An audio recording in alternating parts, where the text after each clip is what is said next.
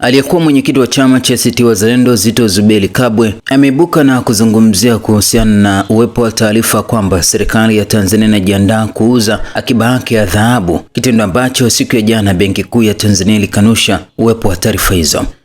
Zitto Zuberi Kabwe amesema kwamba mjadala wa dhahabu, ninaona mjadala mkali kuhusu hifadhi ya dhahabu kutoka kwa wananchi, na sasa naona Waziri Mkuu Mwigulu Nchemba. Taifa hili lina changamoto kubwa sana ya uelewa, kila mtu kujua kila kitu. Taarifa ya Benki Kuu imelieleza swala hili vizuri. Nilitarajia kauli ya Waziri Mkuu na mawaziri wote iendane na kauli ya Benki Kuu. Kuna dhahabu ya Benki Kuu ambayo inawekwa kama inavyowekwa akiba ya fedha za kigeni. Vile kunaweza kuwa na dhahabu ya serikali. Dhahabu ya BOT haiwezi kuuzwa kwa ajili ya miradi ya serikali, ni mali ya BOT. Kisheria haiwezekani, itakuwa kinyume na sheria ya Benki Kuu kifungu cha 51 na 52 kama ilivyo kwa akiba ya fedha za kigeni. Akiba ya dhahabu ya Benki Kuu haiwezi kufadhili miradi ya serikali. Dhahabu ya serikali inaweza kuuzwa, ni mali ya serikali. BOT inakuwa ni mtunzaji tu, kama vile serikali inavyoweka fedha kwenye akaunti yake Benki Kuu, ambapo akiba ya fedha za kigeni sio fedha za serikali kama ilivyo akiba ya dhahabu za BOT, sio dhahabu ya serikali. Fedha za serikali kwenye akaunti zake BOT zinaweza kutumiwa na serikali itakavyo, vile kwa dhahabu ya serikali. Hata hivyo, kwa sasa ninavyojua, serikali haina dhahabu yake. Dhahabu iliyopo ni ya Benki Kuu ambayo serikali haiwezi kuiuza kufadhili miradi yake. Serikali ikifanya hivi itakuwa inavunja sheria. Kwa bei za dhahabu za sasa, ni makadirio ya bei katika mwaka 2026 na mwaka 2027. Njia bora inayopendekeza ni serikali kusukuma wachimbaji wadogo wachimbe zaidi. Serikali wawekee vivutio, mitaji na teknolojia wachimbaji wadogo na wakati, ili kuongeza uzalishaji na tija. Serikali inunue dhahabu kwa sarafu yetu na kutumia dhahabu hiyo kulipa deni la taifa la fedha za kigeni. Kwa njia hiyo, serikali itakuwa na wigo mzuri wa fedha kugharamia miradi yake inayotaka.